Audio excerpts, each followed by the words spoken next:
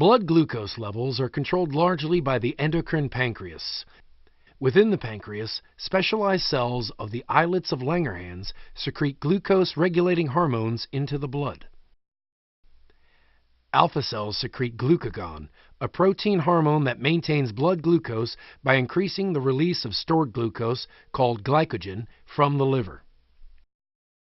Beta cells secrete insulin, which lowers blood glucose by facilitating the movement of glucose from blood into muscle, liver, and adipose tissue, and amylin, which slows the rate at which digested glucose enters the bloodstream. Delta cells secrete somatostatin. Somatostatin helps regulate blood glucose by decreasing gastrointestinal activity after eating. This delays intestinal absorption of glucose into the blood. To satisfy its energy needs, the body uses glucose, fatty acids, and other substrates as fuel. The brain relies almost entirely on glucose for its fuel. One way for blood glucose levels to rise is by food ingestion.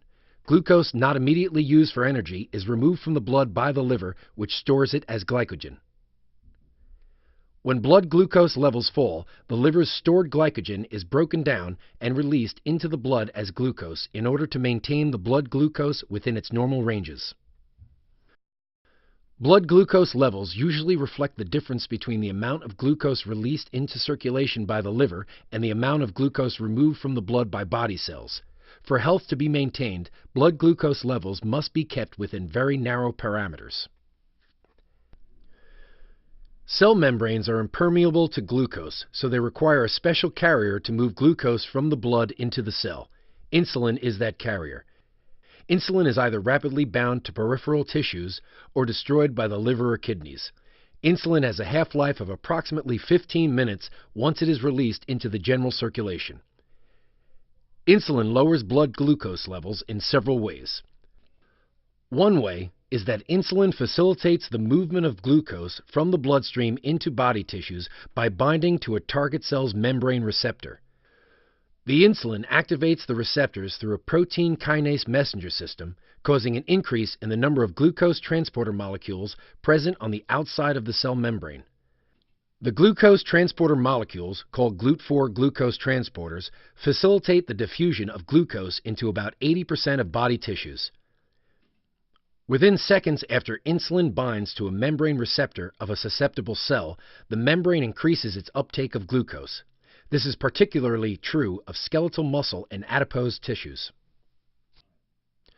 Another way is that insulin provides for the storage of glucose as glycogen in the liver. When the supply of glucose is abundant, insulin activates the enzyme hexokinase, which in turn phosphorylates glucose.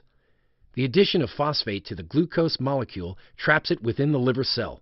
Approximately 2/3 of the glucose that is ingested with a meal is removed from the blood and stored in the liver as glycogen. Yet another way is that insulin inhibits gluconeogenesis, which is the building of glucose from new sources. This mechanism of action is a subject of investigation but appears to involve the promotion of hepatic glycogen cycling, as well as the interaction of insulin with transcription factors. And finally, insulin also reduces blood glucose because it facilitates triglyceride synthesis from glucose in fat cells, while inhibiting the intracellular breakdown of stored triglycerides. The role of insulin in blood glucose control functions by means of a negative feedback cycle. The cycle begins with the body's blood glucose level increasing. In response to a higher level of blood glucose, the pancreas's beta cells release insulin into the blood. The insulin binds to insulin receptors present on most body cells. Once bound, the protein kinase messenger system causes an increase in the number of glucose transporter molecules, which then facilitate diffusion of glucose into the cell. When glucose is carried into the cell, it decreases the level of glucose in the blood, and this negative feedback inhibits further stimulation of insulin release. Alpha cells then respond to a lowering of blood glucose by increasing the secretion of glucagon, which stimulates gluconeogenesis, the process by which the liver turns its stored glycogen into blood glucose, maintaining blood glucose levels between meals and during periods of fasting. Glucagon, because it counteracts the functions of insulin, is sometimes called a counterregulatory hormone. Other counterregulatory hormones include the catecholamines, which help to maintain blood glucose levels during periods of stress by inhibiting insulin release from the beta cells. Growth hormone, which decreases cellular uptake and use of glucose, resulting in an increase in blood glucose levels. And the glucocorticoid hormones, which stimulate gluconeogenesis by the liver. Fasting blood glucose levels are normally kept within a very narrow range.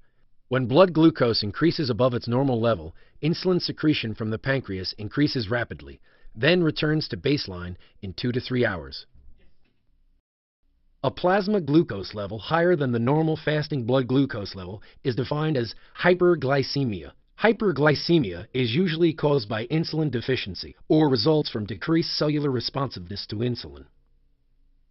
An abnormally low blood glucose level is defined as hypoglycemia. Hypoglycemia can be caused by fasting, or especially by fasting coupled with exercise, because exercise increases the usage of glucose. However, it is more likely to be due to taking glucose-lowering medications without enough food. Glucose is the energy substrate used most immediately by the body, especially the nervous system. The endocrine system performs the vital function of maintaining blood glucose levels within normal, narrow parameters. The beta cells of the pancreas produce the most important glucose-regulating hormone, insulin. An imbalance of insulin and other hormones can lead to abnormally high blood glucose levels, hyperglycemia, or abnormally low levels, hypoglycemia.